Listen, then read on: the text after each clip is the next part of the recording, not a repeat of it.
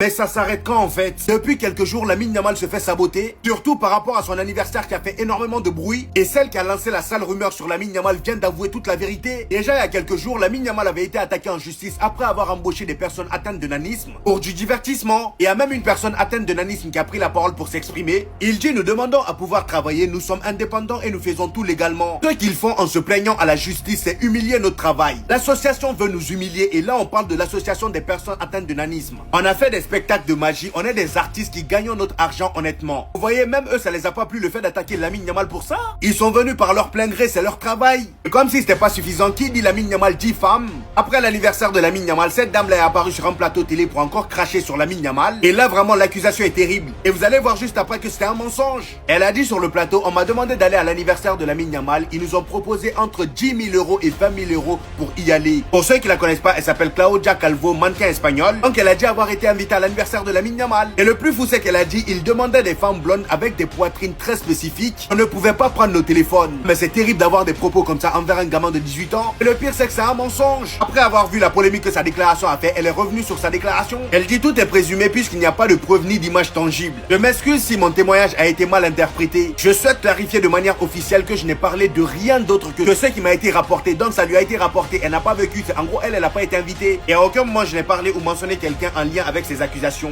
Je suis qu'une simple informatrice. Vous voyez, tout ça c'est du sabotage, il y a des gens qui les payent.